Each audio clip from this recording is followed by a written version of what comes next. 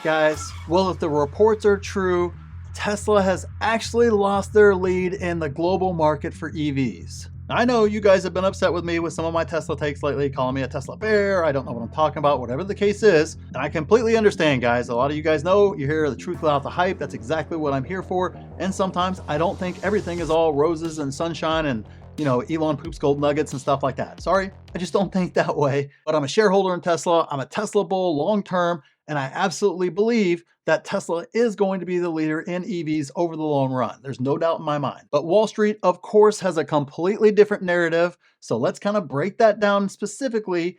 And we'll also talk about some actual great points that Wall Streeters make. I don't even think they intentionally did it, but the point being, there's some great points in there as well that we can learn from. So this is a great opportunity for us to kind of see some reasonable bull cases and also some very true and reasonable bear cases as well. And we'll kind of tie it all together, put it in a big bow, and let you know exactly what it means for Tesla stock. So if you appreciate getting the truth without the hype about Tesla, make sure you like the video and let me know, hey Luke, yeah, I absolutely like getting the truth, even if I don't always like what you say sometimes. And if you want to learn how to become financially free and retire early, make sure you check out the pinned comment down there. That's for my new channel. That's all I discuss on there is those exact concepts, exactly how to get there start to finish. So check out the pinned comment down there. And you guys know the holiday sale is live for my group and it expires when the holidays expire and the price is going to go up forever. So make sure you check out the pinned comment down there, see everything you get with that membership. And I may have left a free gift there for you as well, even if you decide a membership's not right for you. So definitely check it out. It's also the pinned comment down there. All right, so let's jump into the video here and I'll kind of break it down and analyze it as we kind of go through it. You want to talk EVs. BYD has officially overtaken Tesla as the EV global production leader. I have to look at that a little more closely. I don't even think I even realized that. So Matt Ogos is with us, founding partner at Venture Science. So tell us a little bit about this. I always sort of thought Tesla was it, produced the most. I know Warren Buffett had an investment in BYD. Is this a fact? Where's this coming from? And this is worldwide? Nicole, it's good to be on the show again. First of all, in full disclosure, I own it. All right, so as you can see right there, we're not even sure if this information is actually correct or not, but I don't think it's out of the realm of possibility either. And for the sake of argument here, let's just assume that it is true that BYD has overtaken Tesla in regards to global EV production. So let's just keep that in mind. We'll go ahead and go along with that assumption because, that's completely feasible. That could happen in the future. If not now, it'll happen next year, whatever the case is, because they're two different companies trying to accomplish two different goals there. So very, very different things going on there with those two companies. So let's just kind of assume that's right and we'll kind of move forward. Tesla vehicle, and we have exposure to Tesla stock. And on top of that, I live in the San Francisco Bay Area, so we're biased a little bit. But, all of that aside, BYD's production numbers, it seems to be going up. But I think as far as the overall, electric vehicle experience goes, I haven't ridden a BYD, but I don't think anybody's anywhere close to, what you get from Tesla. I mean, they're still the undisputed leader in this space. The vehicle is superior. The charging network alone is just massive.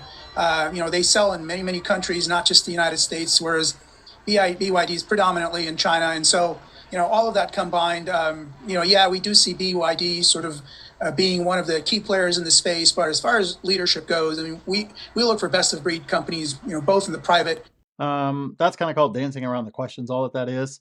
I'm not saying anything he said was not true, but the question wasn't answered at all. And he talked about a lot of things that are not relevant to actual production and kind of discussing the two different vehicles. And I personally have not ridden in a BYD either. So I couldn't say one was vastly superior to the other one in regards to, the driving experience or any other fact for that matter. Because if you haven't even looked at one, been inside one, driven one, you can't really compare the two. So it makes it a little bit hard there. Kind of, this is some of the things that frustrate folks on Wall Street whenever people are discussing Tesla. It's kind of like, hey, let's talk about numbers. Let's talk about financials. Let's talk about a lot of things like that. And then somebody goes off on a tangent about how, well, the charging network and the leaders and all these other things like that, yes, are great, but you're talking about facts about numbers or something specific like this in terms of production numbers. And he just discusses a bunch of other things that don't have anything to do with production numbers. And that's something we got to be careful as Tesla bulls that we don't do when we're trying to discuss the stock is answer the question and don't give all the other ancillary stuff because it doesn't matter when somebody's asking that specific question. And the publicly traded part of the investment world, I think I think Tesla is just the undisputed leader there. Yeah, I mean, I see in October at Fortune, it said BYD is 3,000 cars away from overtaking Tesla. In October in Barron's, BYD tops Tesla, takes global EV production. So I think this is a real back and forth. We're going to have to wait till year end to see who is the true leader as far as these production numbers. That being said, when you look at these stocks, you look at these makers, BYD, by the way, folks, 1 year is up 8% to year to date, is up 8%. Tesla is up 103%. Where do you think Tesla is headed? Well, I mean, this story just reminds me of, the old Android versus, the iPhone story, right? So, Android sells more phones around the world in massive numbers, but who's the biggest tech company in the world? I think we all know the answer to that. So as far as the stock price is concerned, I mean, it's the market has made that decision this year so far. Tesla's stock more than doubled, and BYD sort of flat. So we'll see how these numbers sort of play out throughout, next year with the new versions, the new vehicles coming out. But it just seems like just looking at these numbers, Tesla has done just so much better this year. I mean, if you were Well, yeah, of course it has, because it's not a Chinese stock. Pretty easy answer there, and that's a great point in regards to investing. Understanding that right now BYD maybe as a company, I won't call it outperforming, but producing more than Tesla. Maybe we'll see what the actual final numbers are, just like she said.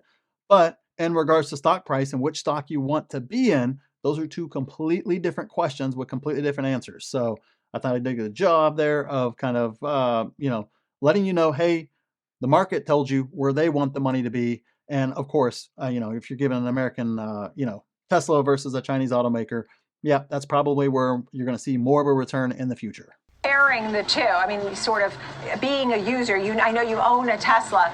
I mean, what are maybe the few best things about the Tesla and a few best things about BYD, or what, when you're doing your comparisons, what stands out to you?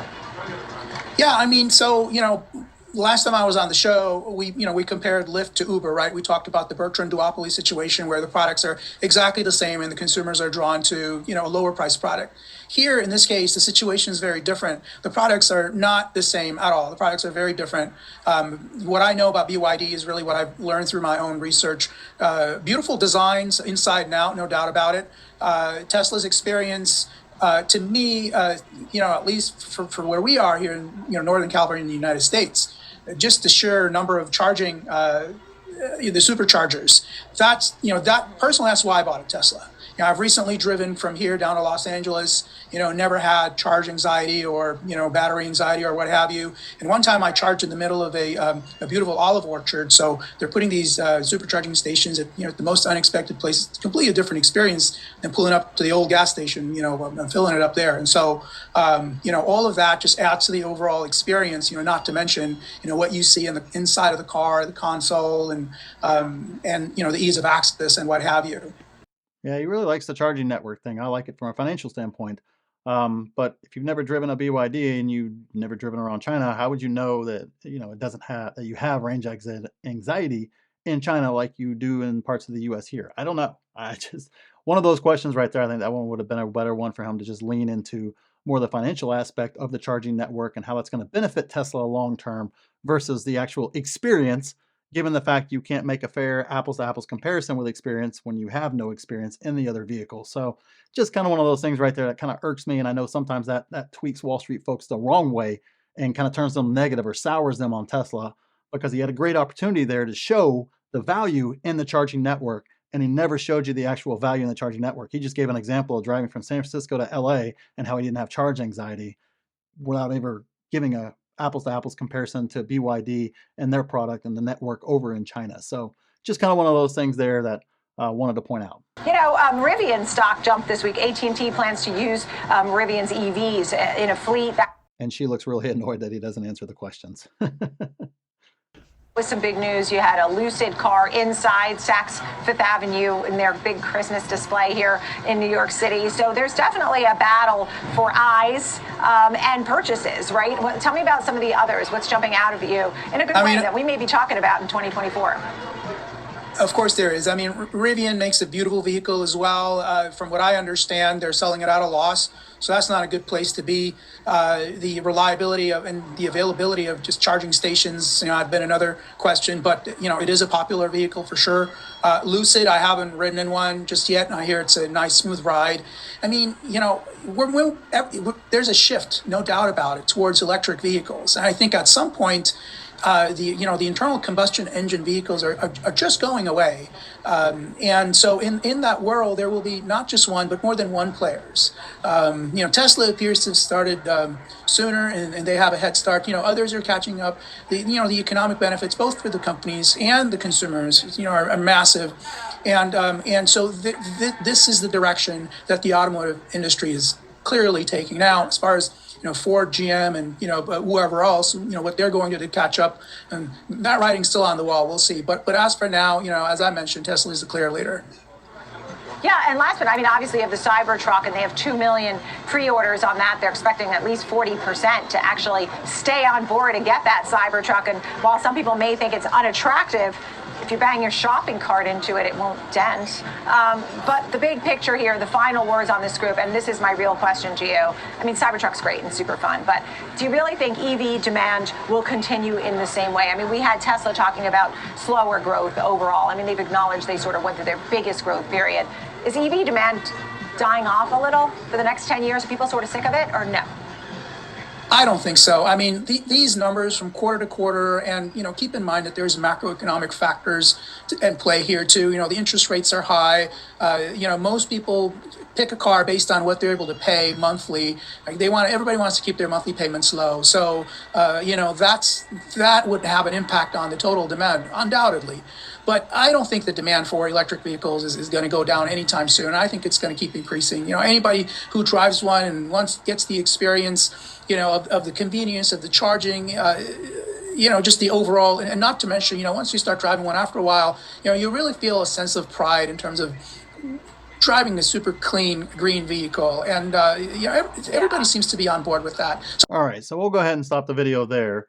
In regards to his last statement there, I agree. There's not going to be a slowdown in EV demand. Maybe there's a slowdown in the short term. There's a slowdown overall in the auto industry in the short term, which, as we've seen, and it's been proven, Tesla does move with the overall macro conditions, i.e., when we have a slowdown time, interest rates are higher, their business is affected by that. So once we get interest rates a little bit lower, we have a little bit more stability in the economy, I think Tesla's going to continue right on the growth trajectory that they had. Now, in terms of some of the other silly stuff he said about pride of ownership, stuff like that, I'm sure some people do, some people don't. That's not really a relevant point to the stock, which is why we're here and we're talking about that in regards to that. But nonetheless, yeah, I don't see any slowdown in terms of the demand. Does that mean that, oh my gosh, by 2030, all cars are all going to be EVs here in the US? Absolutely not. It won't even be 50% by 2030. Sorry, it just kind of the way our demographics are here in the US, and a lot of the laws and a lot of the other political wrangling that kind of goes around everything that's kind of green related and stuff like that. Obviously this guy's in California, where that's a very, very different mentality than folks in other states. So a little bit of a different contrast there, and I think we have enough contrast here in our country to where we just won't see that style growth. However, Tesla can go global and is global, and the rest of the world is definitely moving a lot quicker than the US is in kind of the EV race. So there's absolutely opportunities all over the world for Tesla. Doesn't matter if BYD produces more vehicles or not. I don't think so. I've been saying for a long time, I think we're going to eventually see Chinese vehicles here in the US. It's just kind of like the Japanese vehicles back in the 80s or so. They're going to start showing up here because US legacy auto can't get their act together. And as we need more and more vehicles, as we want more and more vehicles, I'm not sure Tesla can fill that demand as it goes forward. Maybe they can, who knows? But I know we like choices, and there's a lot of folks who just won't buy a Tesla for a variety of reasons, or we just like choices. I can't ever figure out why somebody buys this car versus that car, a Toyota versus a Honda versus a Ford. I don't really know what factors into that. I just know we all like choices. And I thought the Apple to Android comparison was a pretty fair comparison there, that, Tesla could be the Apple, and then obviously somebody like a BYD or a handful of other automakers can kind of be the Androids that kind of create all the rest of the, cars that, pretty much make up the bulk of the cars that are out there, the bulk of the EVs that are out there. However, there's just something different about Tesla there, and Tesla could absolutely be on that trajectory moving forward to kind of be the Apple of EVs. And you guys know the holiday sale is live for my group, and it expires when the holidays expire, and the price is gonna go up forever. So make sure you check out the pinned comment down there, see everything you get with that membership, and I may have left a free gift there for you as well, even if you decide a membership's not right for you. So definitely check it out. It's also the pinned comment down there. And click this video here if you want to see exactly what I'm buying in this market, and click here to see my exact plan for this market. So thanks for watching, and we'll see you in the next one.